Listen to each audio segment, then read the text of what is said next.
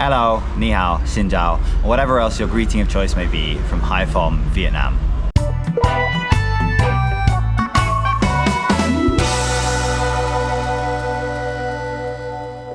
This is the second part of my Jack Daniel's 5K training plan series. So, as I explained in the first video, I've decided to follow Jack Daniel's 5K training plan. This is the first Jack Daniel's training plan that I followed, and it's the first 5K specific training that I've ever done. The training plan itself is split into 4 phases, with phase 1 being a base building phase that I skipped, phase 2 being focused on repetitions, very much sort of a speed work phase, where I did a lot of faster, shorter stuff that I honestly wasn't all that used to. I'll explain what the focus of phase 3 is later on and go into a little bit more detail about that.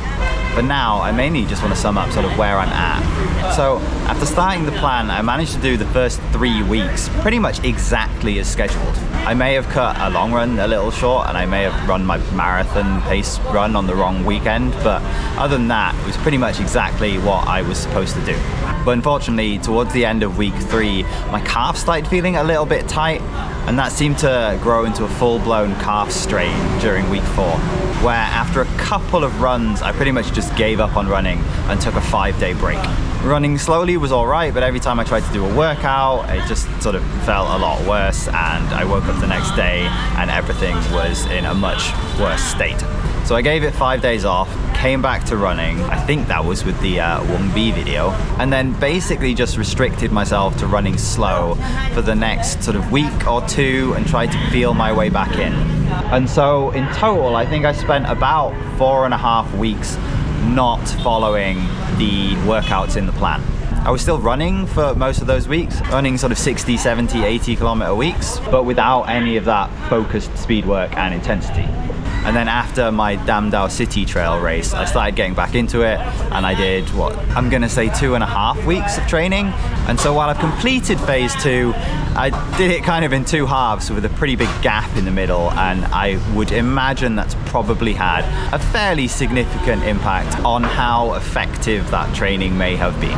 Still, I'm feeling good now, and so I'm going into phase 3, feeling in okay shape, feeling fairly strong, and at least having done a couple of weeks of faster repetition-based work. Hello, you join me on my warm-up for my first quality session or workout of week 1 of phase 3 of my Jack Daniel's 5 to 10K training plan. Before I go into the details of this workout, I haven't yet introduced the focus of phase 3, so without further ado, here we go. Phase 3 of Jack Daniel's 5 to 10K training plan is focused on improving VO2 max, which, and I apologize if I get this slightly wrong, is the maximum amount of oxygen that your body can use during exercise. So not just how much air you can take in, but how much blood your heart can pump, how much oxygen you can carry in that blood, how much of that oxygen your muscles can get out and use to burn fuel and create energy. Again, apologies if this is slightly off, but I would understand that as kind of raising your aerobic ceiling, increasing the amount of energy, the amount of work, the speed you can maintain while staying aerobic and dragging everything up with it.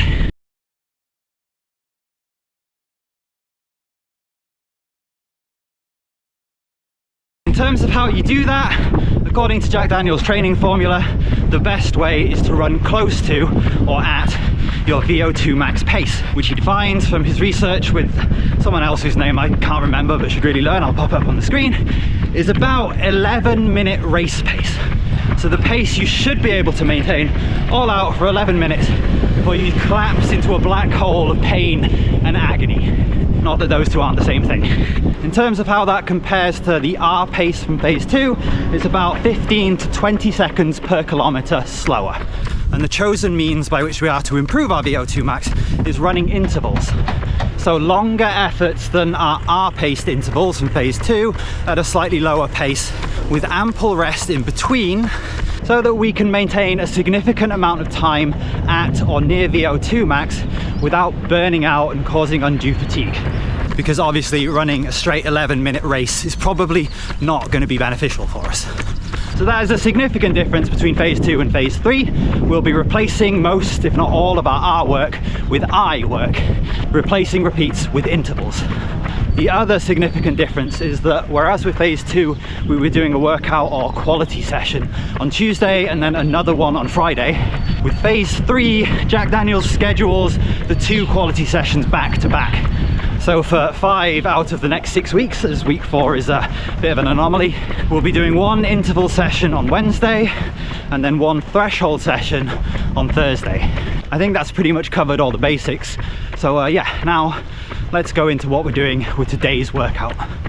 So the schedule for today's workout is a 3.2k warm-up, which is what we're doing now, followed by 6 times 1200 meters at interval pace, which for me, I'm going to be aiming at 3 minutes 45 per kilometer with a 3-minute jog recovery between each interval. And then once the hard work's done, I'm scheduled to run a 4.8k cool down at the end. But as with all my cool downs, we'll kind of see how I feel when the time comes. And that's about that. I'm 3k into my warm-up.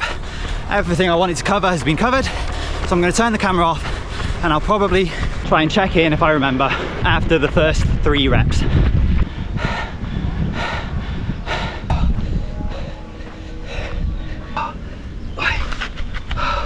Sat here feeling despondent after a workout before. Can't give you an update after 3 reps because I didn't finish the 3rd rep. This is not going great. It is, I will say in my defense, very warm and a bit muggy today. And yeah, I am feeling a little bit ill again. I mean, I don't really want to use that as an excuse because I'm ill all the time and Vietnam, or northern Vietnam, is hot and muggy for about 8 months of the year. So it's not like I can go, oh no, it's terrible, weather's awful today, I'll wait until it's better. I'm gonna have to, you know, be living in this. So I need to find a way to adapt. Ordinarily, when it's this sunny and warm, I would have just gone on the treadmill, but the treadmill makes for a terrible video. So I think what I'm gonna do, I'm gonna have a little cool down, head home. I've done my video explanation, and then I'm gonna wait until tonight and see if I can't get the rest of this, a little bit more, the whole thing done again on the treadmill in the dark with the fan blowing on me. And for now, I just have to apologise because video 2 is starting off with another failure. Alright, it's Thursday morning. I didn't get on the treadmill last night to do it, but I did get up this morning fairly early. Took kiddo to school a little bit early so I could get this in before work. And I have finished my scheduled workout on the treadmill. It is not sunny, it is a lot cooler today, and I had this thing running the whole time. And while I can't be 100% sure that the adjustments I've made to the treadmill are entirely correct, it certainly felt about the right level of difficulty. So that's back-to-back workout 1 of this week done, and now I will try and fit the threshold session that was scheduled for today in tomorrow instead. Hello, Friday. I'm just about to head out on possibly my first ever back-to-back hard session. Certainly the first one that I've ever actively scheduled. And unlike a couple of days ago, I'm not even going to try and do this one outside. It's not quite as hot today, but it is still very humid, very muggy, and honestly, I feel terrible to begin with. I've had what was probably my worst night's sleep in a long time last night, which is saying something considering I haven't been sleeping well at all, at the very least since we moved here, and probably going further back than that. Anyway, just a quick rundown of the work through. So yesterday's speed session was 6 times 1200 meters at interval pace, and today's threshold session is 6 times 1600 meters at obviously threshold pace.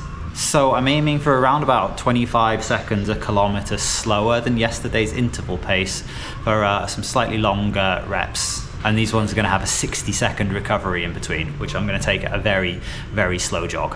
So it's kind of a similar session, same number of reps, just longer and slower. Not much else to add, so I will see you at the end.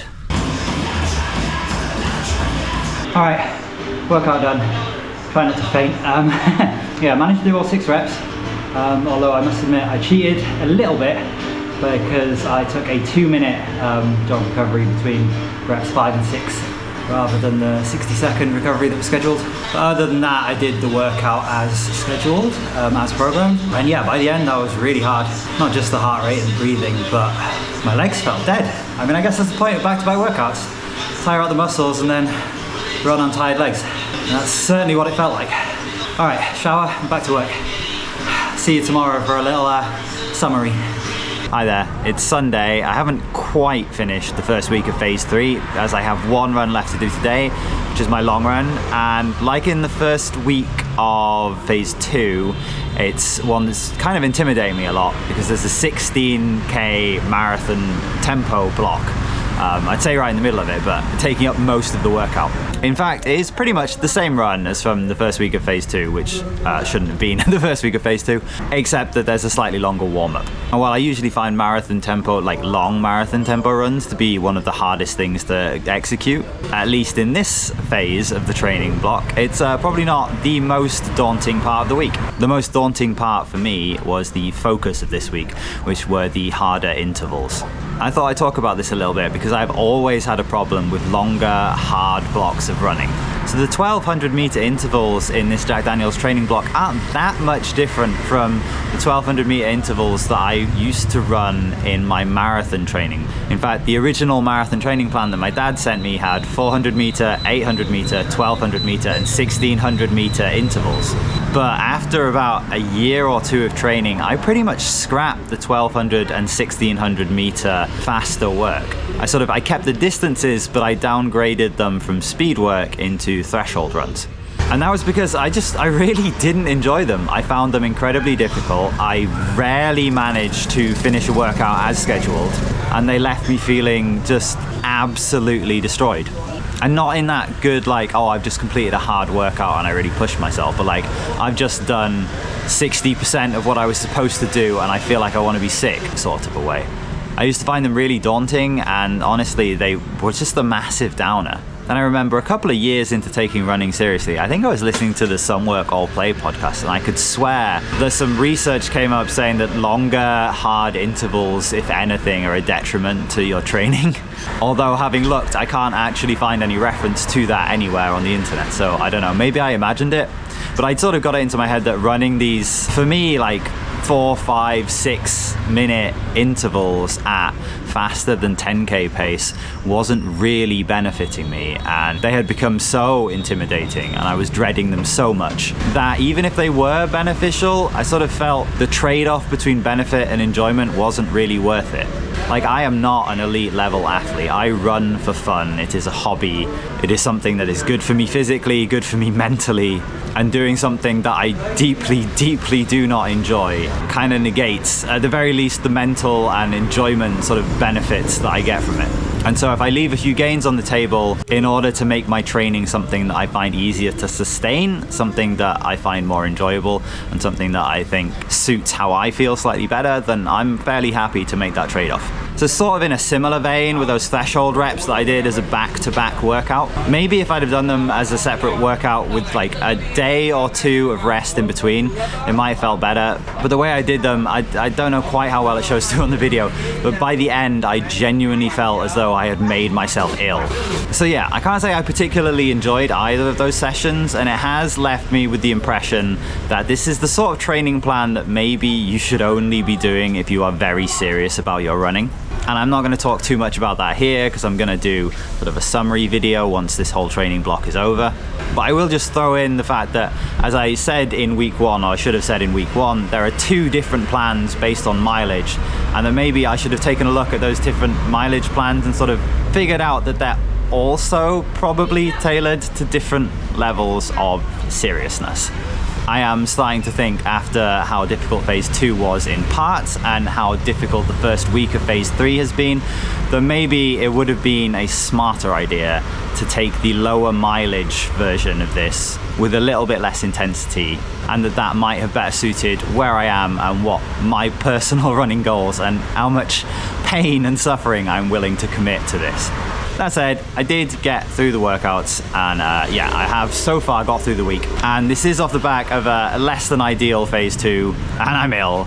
So I'm gonna keep going, and you never know, things may get better in the next 4 or 5 weeks.